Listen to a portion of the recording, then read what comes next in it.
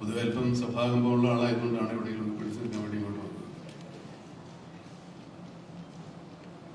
ഇത് സാധാരണ മലയാളത്തിൽ സംഭവിക്കാത്തൊരു സായാഹ്നമാണ് നമുക്കിന്ന് ഇവിടെ ഉണ്ടായിരുന്നത്. ആന്തോളജി വിഭാഗത്തിൽ സിനിമകൾ അപൂർവമായിട്ടും ഉണ്ടാകും. പക്ഷെ നമുക്ക് നമുക്ക് ആരുടെ മുമ്പിലും ധൈര്യമായിട്ട് പറയാവുന്ന ഒരു ആന്തോളജി ആയിരിക്കും ഇത് മലയാള ഭാഷയെ സംബന്ധിച്ചിടത്തോളം. മനോരഥങ്ങൾ എഴുത്തുകാരൻ്റെ മനോരഥത്തിൽ കയറി പോകുന്നതാണ്, കാഴ്ചകളാണ് നമ്മൾ കാണുന്നത്. അതിനേക്കാളും വലിയ ചേർന്നൊരു പേരും ഉണ്ടാവാൻ സാധ്യത കുറവാണ്. എന്നെ സംബന്ധിച്ചിടത്തോളം ഞാൻ വളരെ വ്യക്തിപരമായിട്ട് MTയുടെ അടുപ്പമുള്ള ഒരാളാണ്. ഒരുപാട് കാര്യങ്ങൾ അതിനെപ്പറ്റി പറയാനുണ്ട്. പക്ഷേ അദ്ദേഹത്തിൻ്റെ ഒരു വളരെ പ്രത്യേകത എനിക്ക് ഇപ്പോഴും മനസ്സിലാകാത്തതും അത്ഭുതപ്പെടുത്തുന്നതും അദ്ദേഹത്തിലുള്ള ചെറുപ്പമാണ്. ചെറുപ്പം എന്ന് പറയുമ്പോൾ എല്ലാ കാര്യങ്ങളും, സമകാലീന സംഭവങ്ങളെക്കുറിച്ച്, രാഷ്ട്രീയ, സാമുദായിക, സാംസ്കാരിക, സാമ്പത്തിക, സാഹിത്യ, എല്ലാ കാര്യങ്ങളെ പറ്റിയും അദ്ദേഹത്തിന് നല്ല കറക്റ്റ് അപ്ഡേറ്റ് ആയിട്ടുള്ള വളരെ പുതുക്കപ്പെട്ട ഒരു അറിവുള്ളതാണ്. പുതിയ പുസ്തകങ്ങൾ, പുതിയ സാഹിത്യകാരന്മാർ, പുതിയ ലോകത്ത് നടക്കുന്ന കാര്യങ്ങൾ, വിവിധ ഭാഷകളിൽ, ലോകത്തിലെ വിവിധ ഭാഷകളിൽ ഇറങ്ങുന്ന പുസ്തകങ്ങളെ പറ്റിയുള്ള അറിവ്, അത് വായിച്ചിരിക്കുന്നു. ഇതിൻ്റെ അടുത്ത കാലത്ത് ആ പേര് ഞാൻ മറന്നുപോയത്, തപ്പാൻ വേണ്ടി ഞാൻ ഫോൺ എടുത്തപ്പോഴേ എന്നെ വിളിച്ചത്. എനിക്കൊരു പുസ്തകം കൊടുത്തയച്ചത് രണ്ടാം ലോകമഹായുദ്ധ കാലത്ത് നടന്ന ഒരു സംഭവ കഥയെ ആസ്പദമാക്കിയിട്ടുള്ള ഫിക്ഷനാണ്, ഡോക്യു ഫിക്ഷൻ. ഈ പുസ്തകം എനിക്ക് അശ്വതി കൊടുത്തയച്ചു. എനിക്ക് തന്നേക്കാൻ പറഞ്ഞിട്ട് MT 2 പുസ്തകങ്ങൾ എന്തെങ്കിലും ഒന്നാതാണ്. പക്ഷെ ഞാനത് വീട്ടിൽ കൊണ്ട് വെച്ചിരുന്നു. കുറേ കഴിഞ്ഞപ്പോൾ അത് എൻ്റെ മോളെടുത്ത് പൂർണ്ണമായിട്ടും വായിച്ചു. എന്നെ കൊണ്ട് അത്ര വായിക്കുമ്പോൾ ഇത്രയുള്ള ബുക്കാണ്. അപ്പോൾ എൻ്റെ മോള് വായിച്ച് ഇഷ്ടപ്പെടുന്ന പുസ്തകങ്ങൾ വായിക്കുന്ന ആളാണ് അദ്ദേഹം. അപ്പോൾ ഞാനും അദ്ദേഹവും തമ്മിൽ വളരെ ദൂരമില്ലെങ്കിലും എൻ്റെ മോളും തമ്മിൽ ഒരുപാട് ദൂരമുണ്ട്. പക്ഷേ അവർ വായിക്കുന്ന, അവരറിയുന്ന സാഹിത്യത്തിലേക്ക്, സാഹിത്യ കാലത്ത് ജീവിക്കുന്ന ഒരാളാണ്. സാഹിത്യ രംഗത്ത് എത്രത്തോളം അപ്ഡേറ്റഡ് ആണ്, എത്രത്തോളം തികച്ചും മുന്നോക്കി സഞ്ചരിക്കുന്ന ആൾ തന്നെയാണ് എനിക്ക്.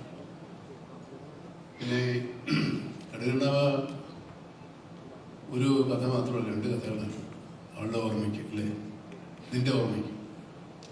ഈ സിനിമ ഒരു വലിയ സിനിമയാക്കാൻ ഞാൻ എൻ്റെ ചിത്രം കൂടെ നോക്കിയതാണ്. കുറേ വലിയ കഥ, ഒരു പൂർണ്ണ സിനിമയായിട്ട് ഈ 40-30 മിനിറ്റിലല്ലാതെ 2 മണിക്കൂറിലുള്ള സിനിമയാക്കാൻ വേണ്ടി അദ്ദേഹത്തെ സമീപിച്ചു. അതിൻ്റെ തീരുമാനമൊക്കെ ഉണ്ടായത്. അതിൻ്റെ ഒരു വൈകല്യ കാരണം, ഈ സിനിമ എടുക്കുമ്പോൾ ഞങ്ങൾ തമ്മിൽ അതിൻ്റെ ഒരു വൈകാരികമായ അടുപ്പം കൊണ്ട് ഇത് തന്നെ അങ്ങ് ആക്കാമെന്ന് തീരുമാനിച്ചതാണ്. വേറെ ഒരുപാട് കഥകളുണ്ട്. ഇതിന് എല്ലാത്തിലും അഭിനയിക്കാൻ എനിക്ക് ആഗ്രഹമുണ്ട്. എല്ലാം എനിക്ക് തരില്ലാത്തതുകൊണ്ട് എനിക്കൊന്നേ കിട്ടുള്ളൂ. അതാണ് കടുകണ്ണാവ നിന്റെ ഓർമ്മയ്ക്ക്. അതിൽ കടുകണ്ണാവ നമ്മൾ ടൈറ്റില്ല. ഞങ്ങളിത് MTയുടെ എന്താ പറയുക, കുറച്ച് ആത്മാംശമുള്ള സിനിമയാണ്, കഥയാണ്.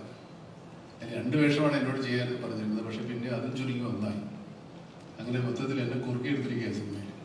കുറച്ചേ ഉള്ളൂ, പക്ഷെ നല്ല ഒരു നൊസ്റ്റാൾജിയ ഉണ്ടാക്കുന്നൊരു സിനിമയാണ്. നമ്മുടെ സിനിമ, നമ്മുടെ പലരും MTയെ വായിക്കാൻ തുടങ്ങിയ കാലത്ത്, അല്ലെങ്കിൽ അങ്ങനെയുള്ള സിനിമകളെ നമ്മൾ ഇഷ്ടപ്പെടാൻ തുടങ്ങിയ കാലത്ത്, തറവാടും വിദേശത്ത് പോയി അച്ഛനും ഒക്കെ ആയിട്ടുള്ള ഒരു കഥ. അത് രഞ്ജിയാണ് ഡയറക്റ്റ് ചെയ്തിരിക്കുന്നത്. ഞങ്ങൾ സിലോണിലൊക്കെ പോയി ഷൂട്ട് ചെയ്തതാണ്.